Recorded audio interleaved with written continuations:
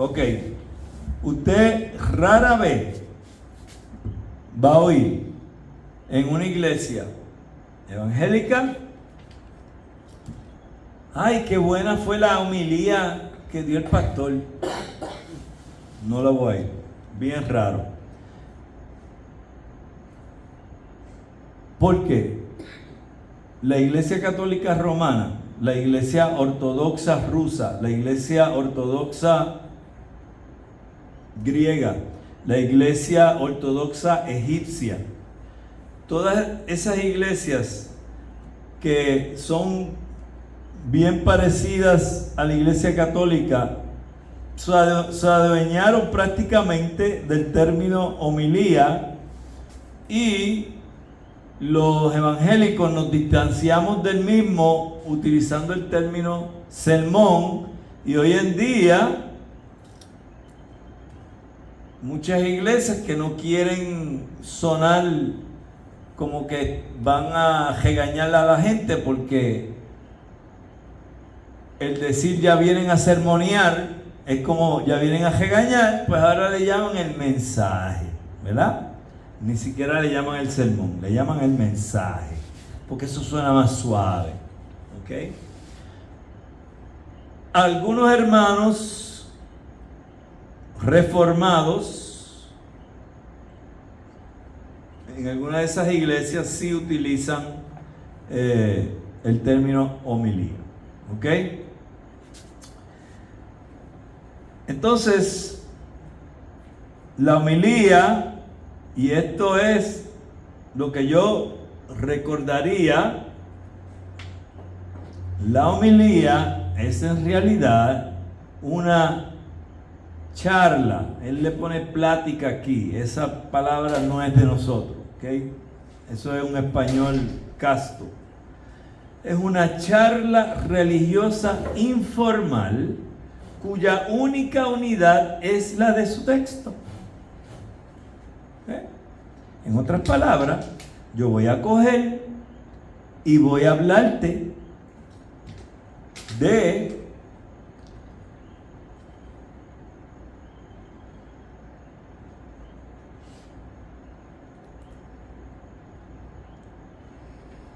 la lengua.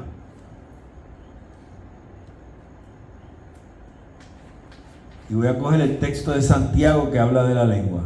Pero no voy a hacer una exégesis del texto.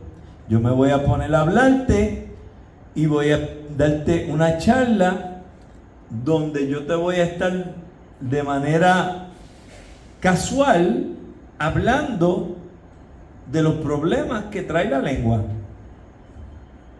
Y quizá te dé hasta ilustraciones y ejemplos y hasta te haga hasta un cuento dentro de la homilía esa. ¿Ok? Pero siempre desprendiendo de un texto. Estamos hablando en el caso de nosotros los evangélicos. ¿Ok? Y el problema que yo tengo con esto es que es bien fácil para el que no está disciplinado el irse a divagar por caminos que no nos corresponden en tal, cuando estamos enseñando la palabra de Dios. Entonces, el que va a hacer esto tiene que ser alguien que tenga mucha disciplina. ¿Ok? En manos hábiles, escuché lo que dice ahora, en manos hábiles constituye todavía un vehículo poderoso para la presentación de la verdad divina. Pero su aparente sencillez es engañosa, para evitar que degenere en una especie de comentario superficial en que el predicador, cuando es perseguido en un versículo, huye a otro. Se precisa una preparación concienzuda. O sea, que yo voy a hacer una homilía, yo tengo que pensar bien lo que voy a decir,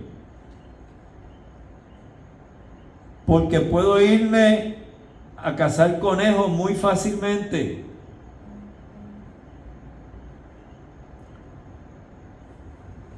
Debe contener varias verdades que se relacionen estrechamente con las necesidades espirituales de la congregación. Estas serán presentadas en el mismo orden en que aparecen en el texto, teniendo el predicador cuidado de dar fin a su mensaje al llegar a la consideración que él estime ser de mayor importancia para sus oyentes. El valor de una homilía descansa principalmente en tres cosas: a saber, en la claridad de sus explicaciones, en la efectividad de sus aplicaciones prácticas y en la naturalidad con que se pasa de un pensamiento a otro. Así es que su preparación exige que se dé especial atención a la selección de buenas ilustraciones y a la formulación de transiciones felices, porque usted está dando una charla que prácticamente de forma que es más casual, no está tan restricta a seguir ese pasaje bíblico como está ahí. Pero usted no está despidiéndose del pasaje bíblico por completo, usted está manteniendo el sentir de lo que se quiere enseñar, aunque esté usando ilustraciones que pueden ser ilustraciones que no tienen nada que ver con la Biblia, sin divorciarse del texto bíblico. Entonces, por eso es que es peligroso, si uno no se prepara bien, que puedes terminar diciendo bobadas en vez de llevar un mensaje que sea realmente de edificación espiritual a la congregación. Entonces hay que tener cuidado con eso. Pasemos ahora a una consideración del desarrollo temático. Bajo este punto discutiremos dos cosas: el sermón de asunto y la lectura bíblica. Y con esto vamos a terminar la clase de hoy. ¿Ok? El sermón de asunto. Como fue dicho arriba, cuando las divisiones principales del plan, bosquejo, son derivadas del tema, tenemos un desarrollo temático. Y el mensaje. ¿Alguna pregunta acerca de la homilía? Antes que yo siga por aquí, que voy a las millas. ¿Entendieron esto de la homilía? Sí, pastor. Sí. O sea que es básicamente no estar tan atado al pasaje texto bíblico, pero no me divorcio de él porque voy a estar dando esta charla que inclusive casi siempre tienden a tener un tono bastante alegre. Pero entonces podría ser, con permiso. Eso sí, pastor, tengo una pregunta. Podría ser entonces. Dame un break, Jerry, que me está preguntando por acá una hermana. Podríamos decir entonces, no sé si está bien, que entonces podría ser como el pasaje y él lo leyó y él hizo un resumen más o menos sin salirse de lo que quiere decir eso. Sí, lo que tú estás haciendo es, en la homilía, es que en vez de tú estar totalmente empapado del pasaje bíblico en la predicación, tú estás cogiendo el pasaje bíblico como punto de partida para lo que quieres enseñar, pero vas a usar ilustraciones, historias, ¿ves? Hasta cuentos, ¿ves? Entonces, muy diferente a lo que es un sermón expositivo.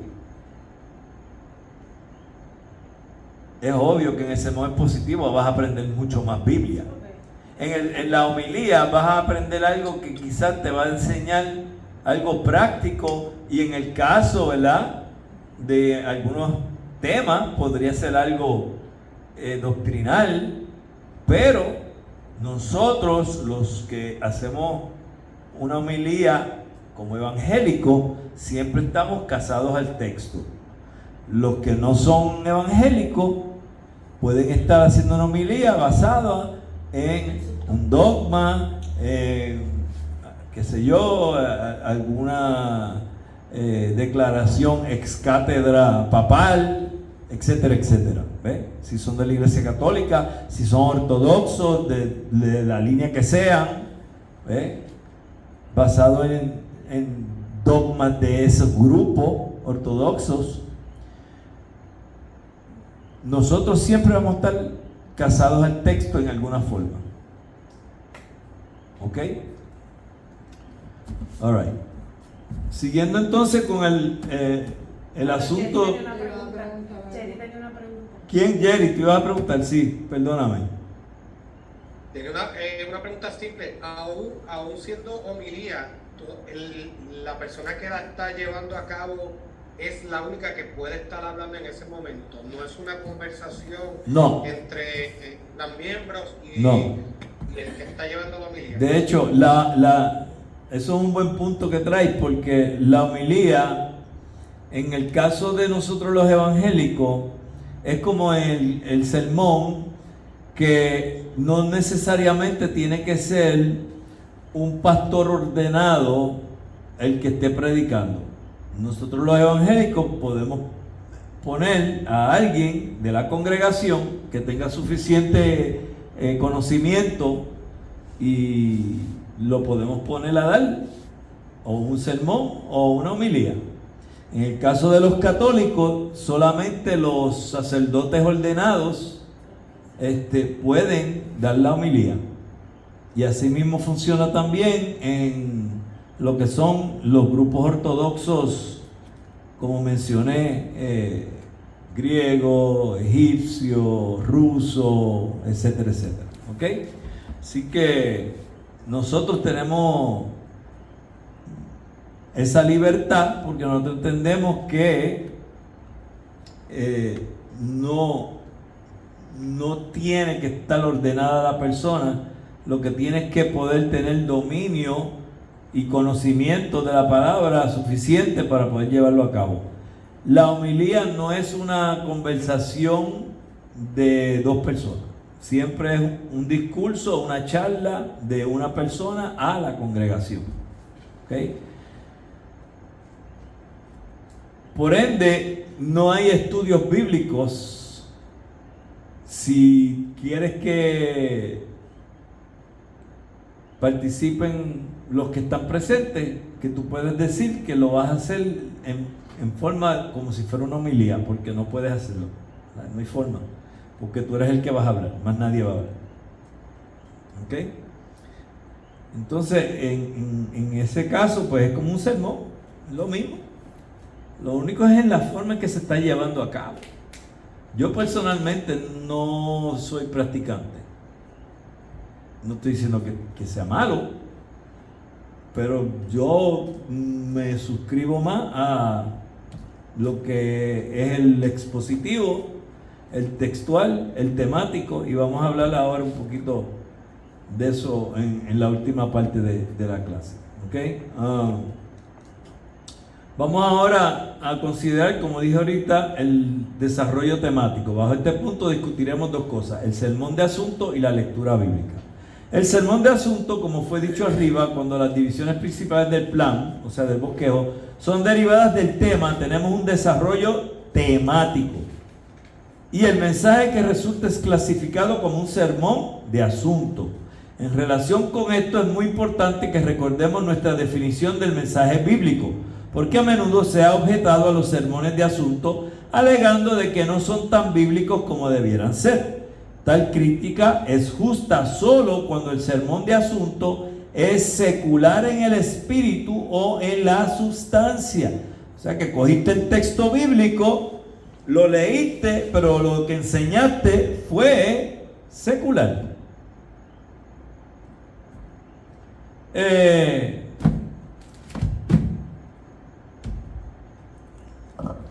El costo del discipulado, Marcos 8:34. Y llamando a la gente y a sus discípulos les dijo: si alguno quiere venir en pos de mí, niéguese a sí mismo y tome su cruz y sígame. Hermano, yo les estoy diciendo que si usted quiere seguir trabajando, usted tiene que seguir a alguien. ¿Ve? Y sigo por ahí hablando y en ningún momento hago claro que es a Cristo el que hay que seguir. Entonces me voy en lo secular. Ya dejó de ser un sermón temático, porque ya yo abandoné el texto y me fui a hablar en manera secular, usando algo que es bíblico. Un disparate. Tú no puedes hacer eso. ¿Tú me estás entendiendo lo que digo? porque si una cosa aprendimos hoy es que el texto, yo tengo que hacer una exégesis de él, no importa lo que sea que vaya yo a enseñar. En mi mente yo tengo que coger, hacer una exégesis de ese texto y ser fiel a lo que me está diciendo la interpretación que hice. Y no abandonarla, irme yo a darle entonces otro sentido. Porque entonces no hice la exégesis, hice una exégesis. ¿Ok? Muy bien. Entonces, a ver por dónde me quedé.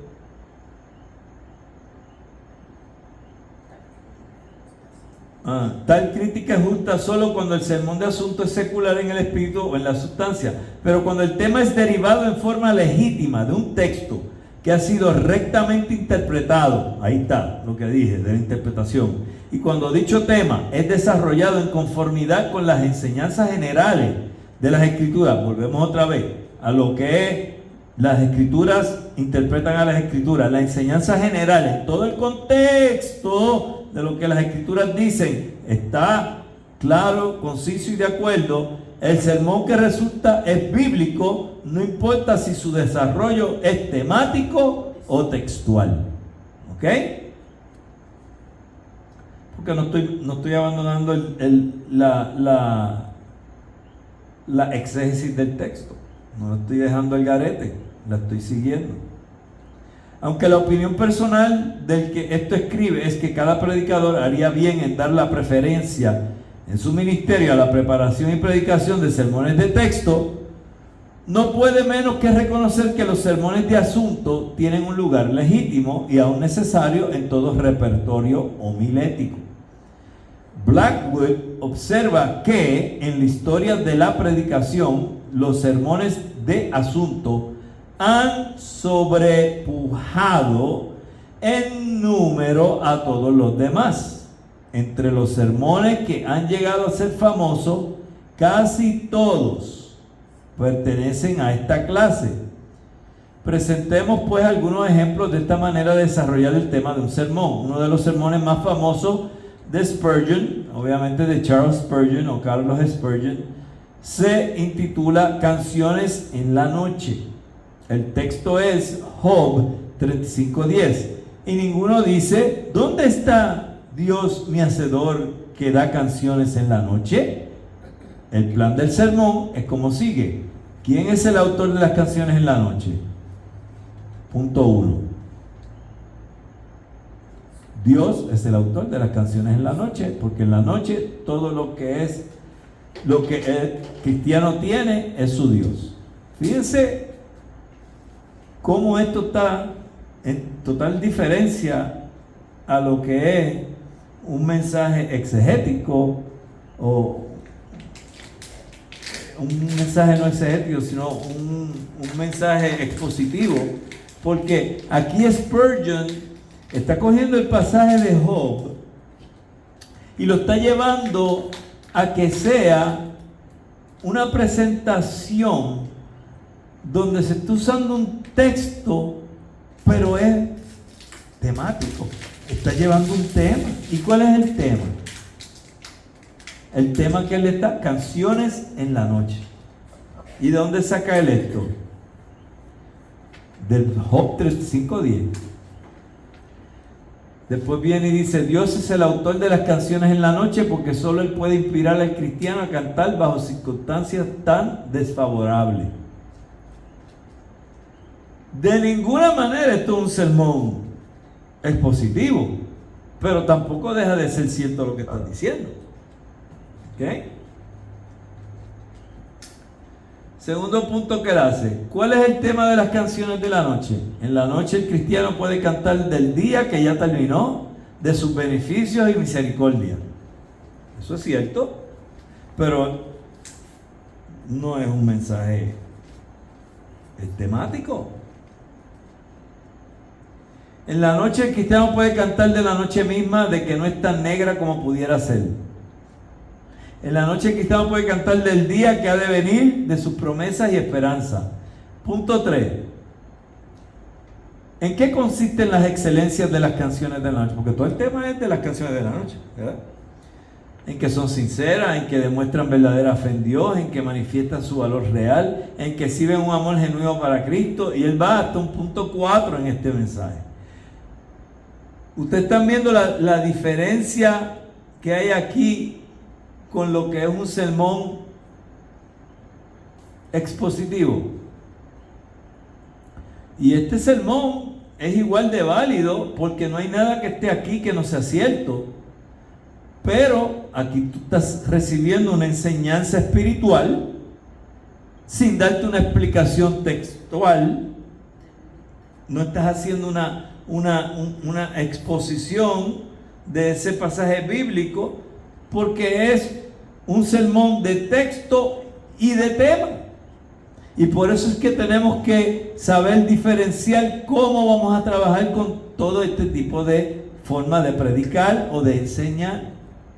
El lector observará que aparte de la primera división del plan, ninguna de las otras tiene base alguna en el texto del sermón.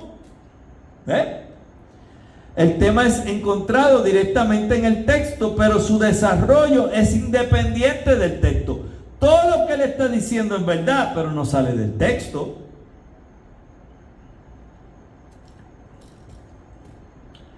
Por la noche, todos los gatos son negros. ¿Han oído ese refrán? Todos los gatos son negros de noche, ¿verdad? ¿Será verdad eso? Bueno, depende de cuán oscura esté la noche. Porque si no hay bombillas para alumbrar y no hay muchas estrellas, todos los gatos se van a ver negros. Yo no los voy a ver. Dime, hermano. Hasta uno se ve negro. Eso es así. Entonces, lo que quiero llevarles a entender aquí es la diferencia de que usted puede predicar un sermón usando un texto, pero no está explicando el texto. Y del texto llega a unas conclusiones que son verdades, pero no salieron del texto como tal en una explicación. En ningún sitio en el texto está diciendo, por ejemplo aquí, cuando él dice Job 35:10, y ninguno dice, ¿dónde está Dios mi hacedor que da canciones en la noche? Ok. El texto, el punto 1 me lo da. ¿Quién es el autor de las canciones en la noche? Bueno, pues el texto me dijo, ¿dónde está Dios mi hacedor que da canciones en la noche? ¿Quién da canciones en la noche? Pues Dios. Pues está ahí. ¿Ok? Ahora, cuando yo me vengo acá,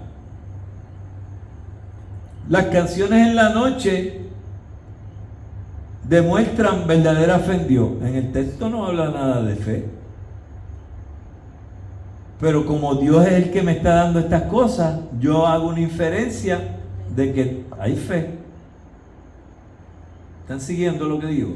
O sea que Él no está violando nada aquí, pero tampoco está haciendo una explicación del texto. Él está sacando cosas que son verdades inferidas del texto. Y está llevando este mensaje y lo está desarrollando sin sacar todas estas cosas del texto per se. Y muchos de ustedes que predican hacen esto y lo hacen y ni cuenta se dan. Que los he oído predicando y usan el texto y de momento yo los oigo hablando, diciendo cosas y yo digo, ok, eso está inferido, pero no salió del texto, ok, y muchos lo hacen y ni cuenta se dan, porque muchos que hoy en día predican no han cogido clases formales, obviamente. El tema es encontrado directamente en el texto, pero su desarrollo es independiente del texto. En esto consiste la índole esencial del sermón de asunto. Y aquí vamos a dejar esto. Cuando regresemos en enero, vengan listos todos con una libreta, con una Biblia con un buen bolígrafo o lápices, porque ya en Homilética 2 vamos a empezar a escribir sermones y estudios, ¿ok?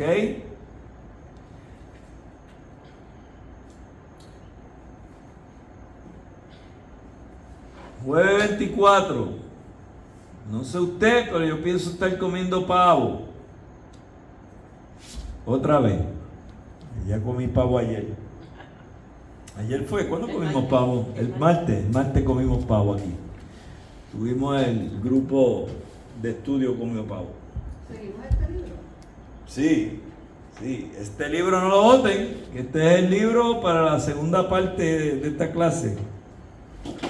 Y yo tengo el mío que se está cayendo en canto desde cuando yo cogí esta clase hace 800 años.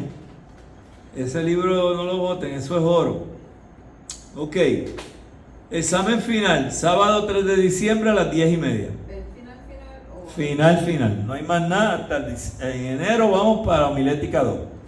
No, sí, entendí eso, pero cuando digo final... Pastor, no viene llena blanco, ¿verdad que no? No, cero llena blanco. Pero cuando digo final es que sí, es de todo, es de esto solamente que... No, las últimas clases que cogiste. Ya tú cogiste examen parcial 1, examen parcial 2, examen final. Porque, pastor, El examen final es de lo último que te enseñé. Ok. ¿Ok? Yo te voy a enviar el repaso. ¿Ok? Cada maestro da la clase como él quiera. Si Trinidad la da de otra manera, pues Él va a estar un final de todo. yo no lo hago así porque entiendo que es mucha cosa. Es mucha cosa, pero cada cual le enseña como quiera. Entonces no vamos a entrar en eso porque cada profesor da la clase como él entienda que la quiere dar. A mí lo que me interesa es que el alumno la aprenda y la pase. Y si uno lleva en la clase, está excusado del examen final. ¿Verdad? Estás soñando con pajaritos preñados. Ok. Hermana, pare la grabación porque ya no es necesario seguir grabando, porque ya lo que estamos hablando aquí, especialmente lo que está saliendo del hermano Arturo, pues